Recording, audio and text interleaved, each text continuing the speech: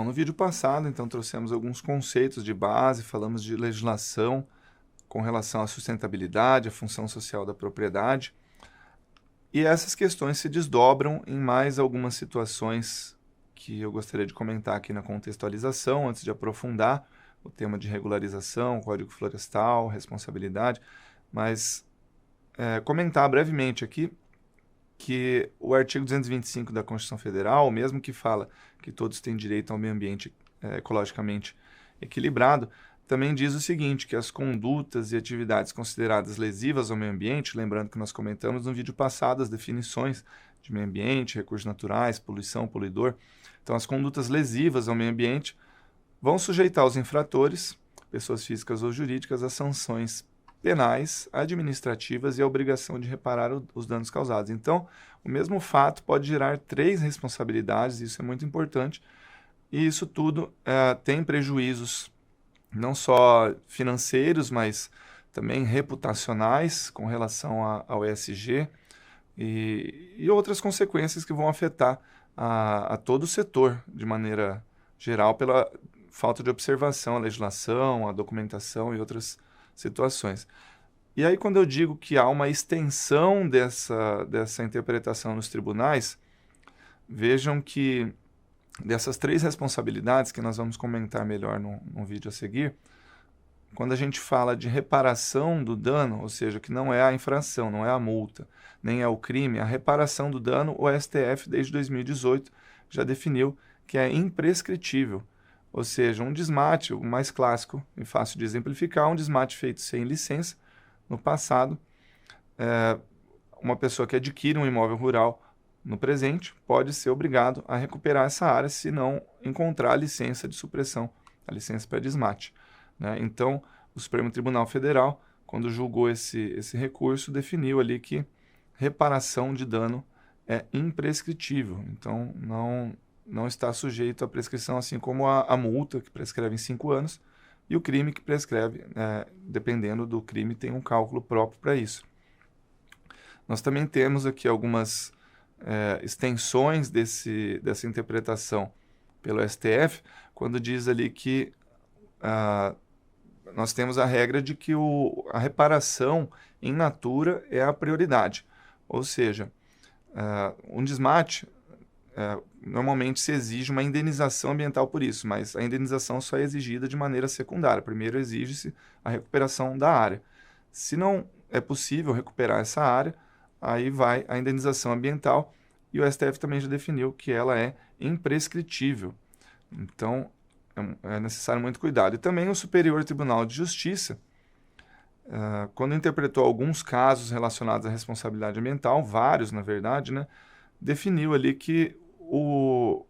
a responsabilidade ambiental está sujeita à teoria do risco administrativo. Ou seja, quando analisou essa questão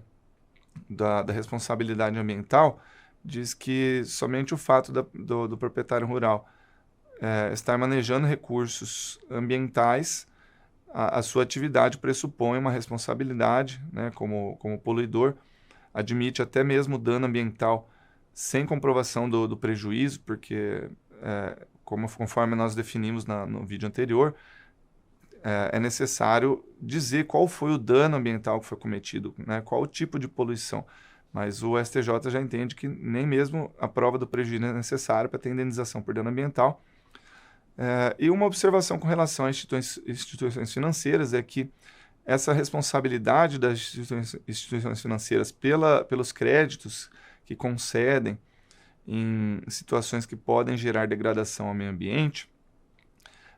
para ter a responsabilidade, exige a ciência do fato danoso, então tem que saber que está acontecendo alguma coisa ali nesse imóvel, a importância de acompanhar as operações na área que foi liberado o crédito,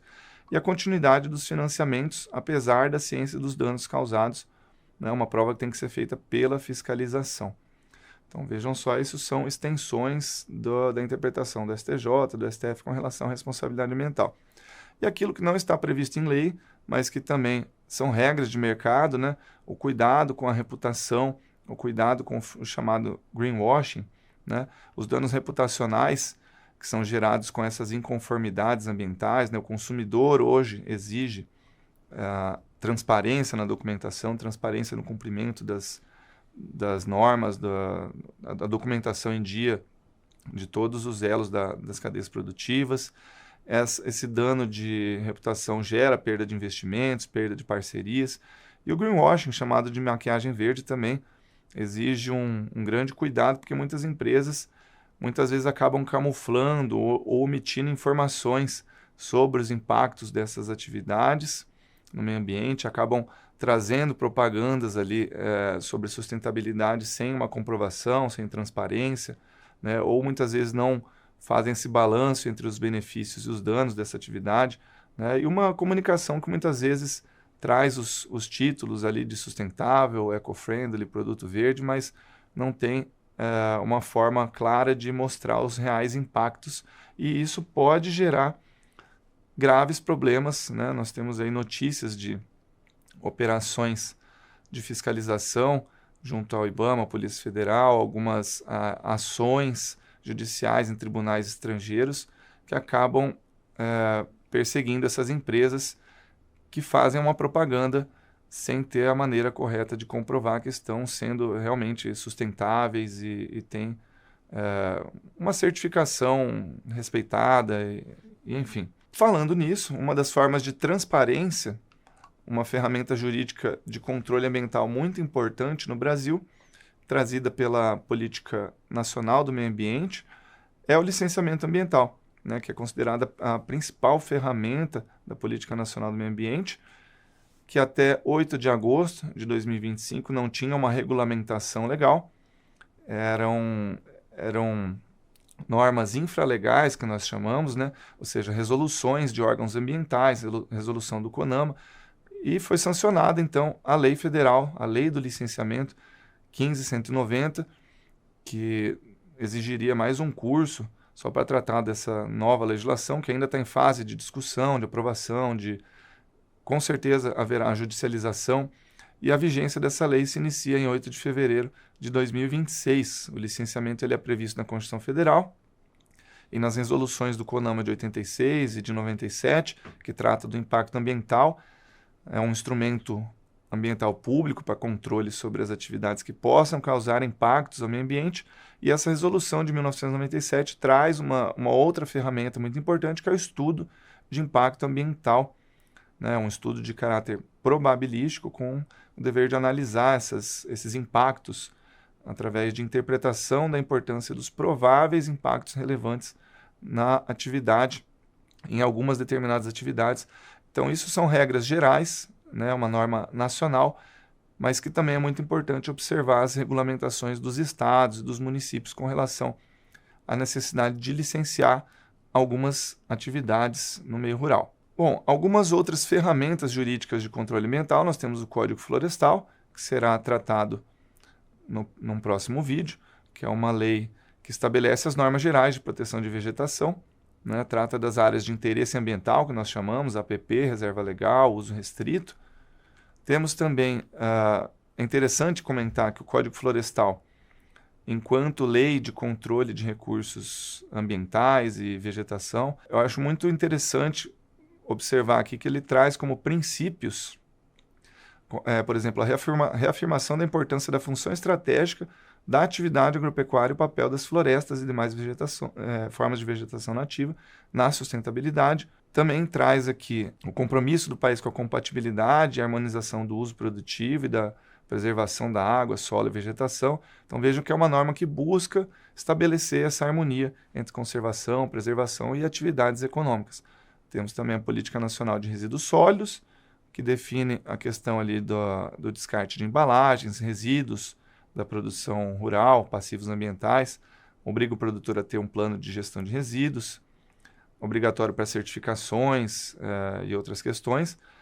Temos também a Lei da Política Nacional de Recursos Hídricos, que traz como principal ferramenta a outorga, né, principalmente para o pessoal que utiliza sistemas de irrigação, que precisa prever o quanto será utilizado dos recursos hídricos, a capacidade que aquele recurso hídrico tem de suportar essa atividade. Então, comentando de maneira bem breve, mas indicando essa fonte de pesquisa para aprofundamento, né? A Lei da Política Nacional de Recursos Hídricos. Então, assim encerramos mais um vídeo tratando das principais ferramentas jurídicas de controle ambiental, e no próximo vídeo nós vamos aprofundar uma delas, a mais importante, que é o Código Florestal.